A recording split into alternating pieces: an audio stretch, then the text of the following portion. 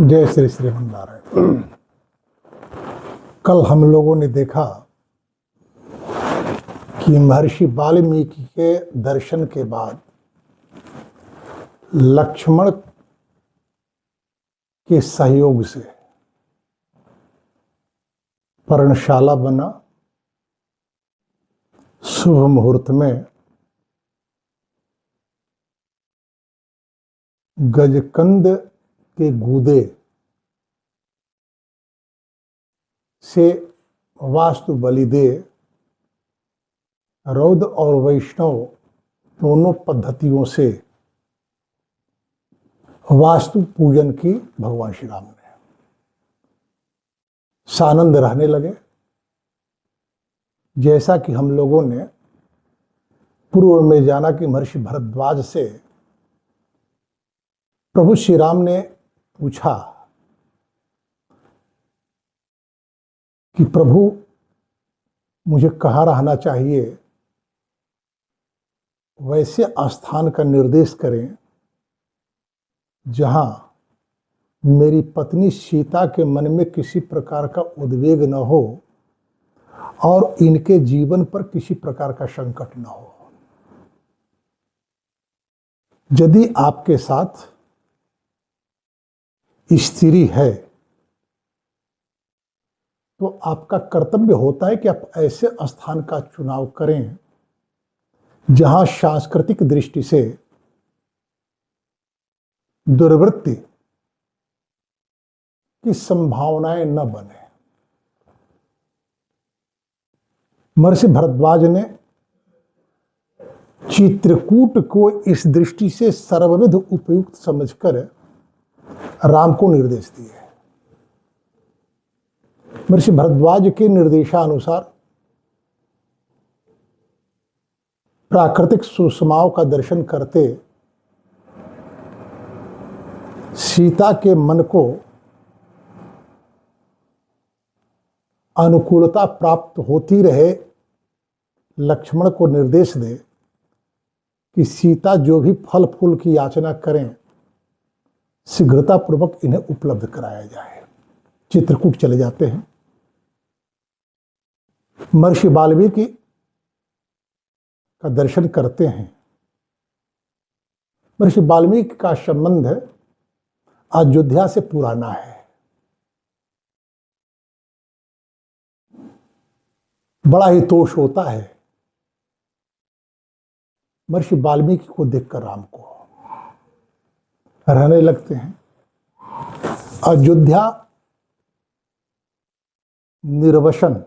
अयोध्या से निर्वसन की पीड़ा तो है मन में,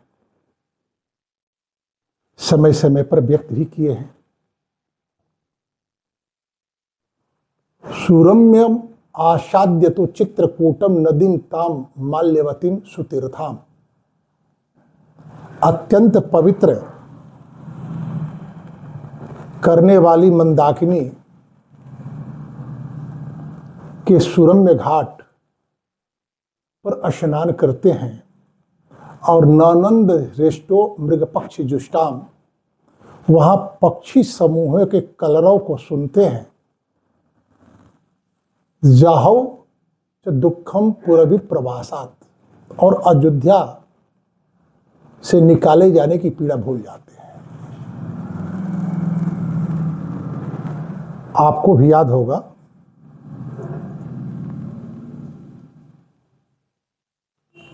कि सुमंत्र जी ने प्रभु श्री राम से निवेदन किया कि आर्य, यदि आप मेरे साथ नहीं चलेंगे,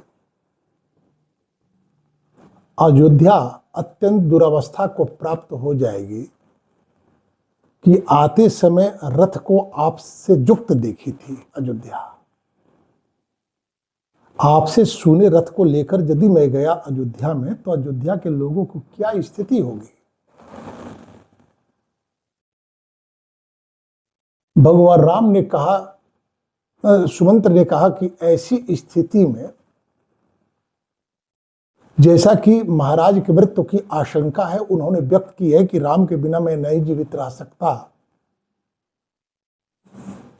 चलते समय उन्होंने मुझसे कहा है कि राम को वन दिखलाकर लौटा लाना। कितने दिनों में लौटा लाना, यह बात महाराज ने नहीं कही। अच्छा हो कि आप मुझे अपने साथ रहने की अनुमति दे दें, मेरे लौटने तक तो महाराज जीवित रहेंगे ही रहेंगे।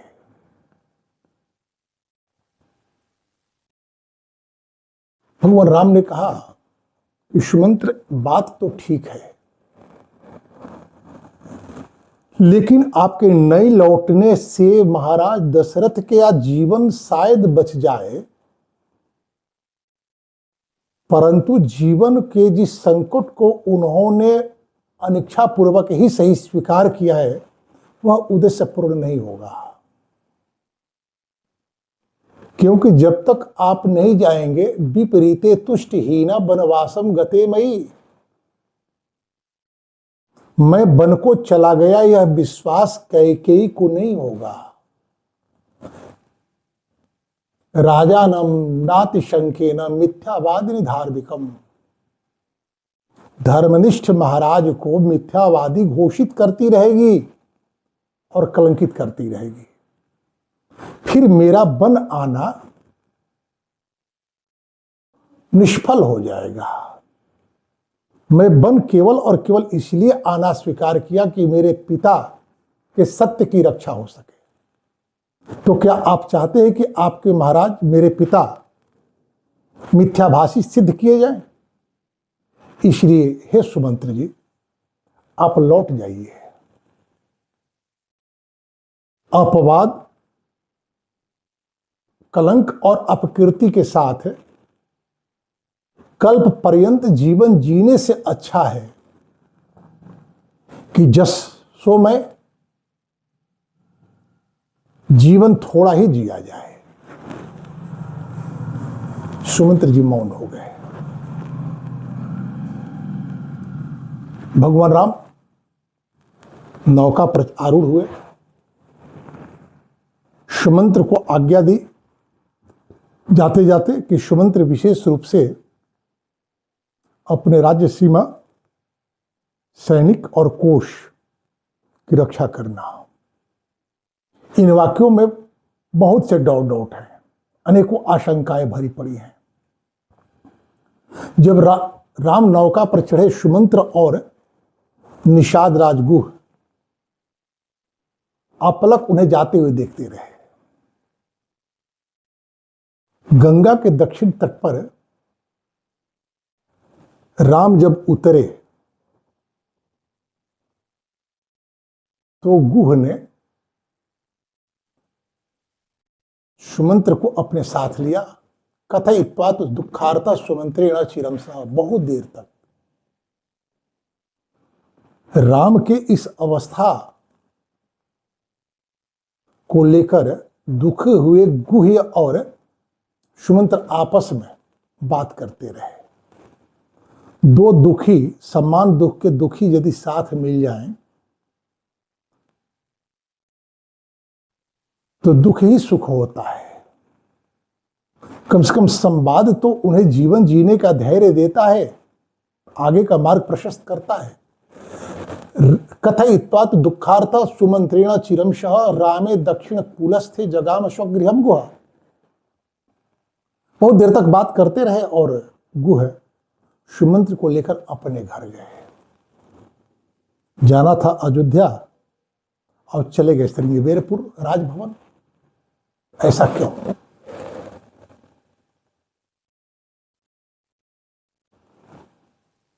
तो राम ने एक बात और कही थी सुमंत्र से कि जाकर मेरे कुशल क्षेम की बात मां कौशल्या से कह देना।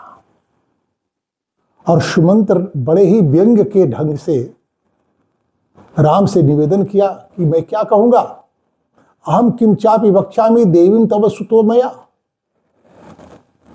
नीतो सौमातुल कुलम संतापम मां कृथा इति। जाकर मां कौशल्या से मैं कह दूंगा कि आपका पुत्र अपने मामा के घर गया है, इसलिए आपको विषाद करने की आवश्यकता नहीं है। निषाद राज गुह के यहां सुमंत्र ठहर गए अयोध्या नहीं गए। क्यों? कि राम की कुशलता की बात उन्हें जाकर बतलानी है। क्या बतलाएंगे? इधर निषाद राजगुह के जो गुप्तचर सैनिक हैं वो गुप्त रहते हुए राम का पीछा कर रहे हैं। भारद्वाजाभिगमनम प्रयागे च सभाजनम आगिरिर्गमनम तेषम तस्यै अभिलक्षितम। निषाद राजगुह के जो गुप्तचर हैं राम के वनगमन के पल पल की सूचना एकत्र करते हुए पीछा कर रहे हैं। महर्षि भरद्वाज के आश्रम में जाना और वहां से चित्रकूट जाना, ये सारी बातें आकर अपने राजा गुह को बतलाते हैं। तो क्या चित्रकूट चले गए और चले आए गुप्तचर? नहीं। जब पर्णशाला बन गई और गुप्तचरों को लगा कि राम स्वयं को यहां सुरक्षित अनुभव कर रहे हैं, इनके जीवन में किसी प्रकार की असुविधा की आशंका नहीं है, तब वे लौटे। तो चित्रकूट गमन में ही महर्षि वाल्मीकि के आश्रम के पास पर्णशाला बनाने की भी बात आती है। आकर के लोगों ने, गुप्तचरों ने बतलाया, इति सीता च रामश्च लक्ष्मणश्च कृतांजलि अभिगम्याश्रम सर्वे वाल्मीकिम अभिवादय। कि चित्रकूट जाकर महर्षि वाल्मीकि के आश्रम में सीता, राम और लक्ष्मण तीनों गए और उनका अभिवादन किया। महर्षि वाल्मीकि की आज्ञा प्राप्त की यहीं ठहरने के लिए। महर्षि वाल्मीकि के आश्रम राम को तोष दिया।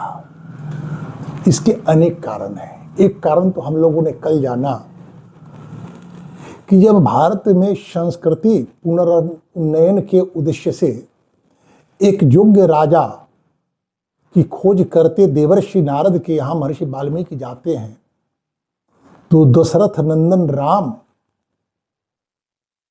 के संबंध में देवर्षि वाल्मीकि को बतलाते हैं। महाराज दशरथ और विप्र वाल्मीकि के बीच एक गहरा संबंध है। यदि वह संबंध है तो राम वाल्मीकि के द्वारा अनजाने नहीं है। विशेष रूप से जब देवर्षि नारद ने श्री राम में भारत के एक कुशल राजा होने की संभावनाओं की बात की,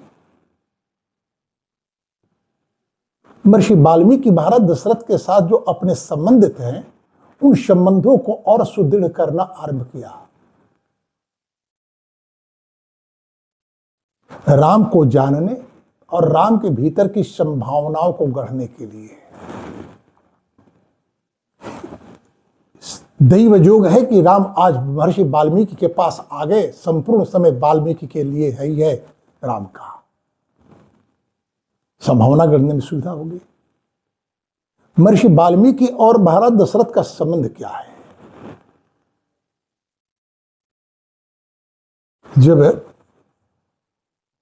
लोकापवाद के भय से गर्भवती सीता की इच्छा से और अयोध्या के भविष्य की सुरक्षा के दृष्टिकोण से राजा राम लक्ष्मण को बुलाकर कहते हैं कि लक्ष्मण, पहली बात है कि मेरा हृदय सीता की सुचिता को लेकर आशंकित नहीं है। दूसरी बात, सीता लंका के राजा रावण के अधिकार क्षेत्र में रह चुकी हैं।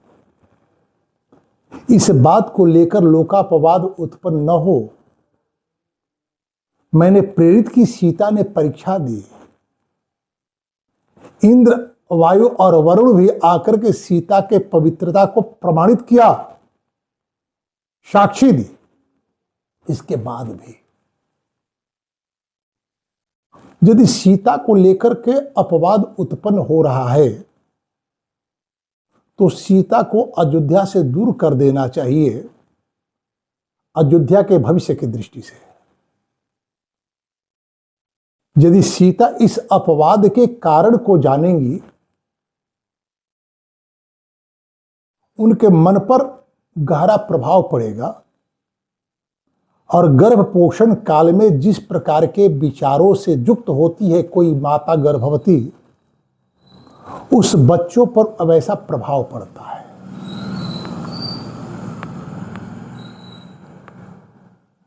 ऐसा देखा जाता है कि माता पिता संस्कारशील हैं, आधान को लेकर के भी सजग हैं, यत्किंचित संयुक्त परिवार में स्वार्थगत टकराव के कारण गर्भवती स्त्री उपेक्षित होती है तो उसके गर्भ से बालक जो जन्म लेता है उसके भीतर आक्रोश जन्म लेता है, आक्रोशित हो जाता है बार बार, क्योंकि उस उपेक्षा की पीड़ा उस माता को जो सहनी पड़ी उसका प्रभाव उस बालक पर आता है। इसलिए लक्ष्मण बिना किसी प्रकार का तर्क किए सीता को ले जाकर के महर्षि वाल्मीकि के आश्रम के पास छोड़ा।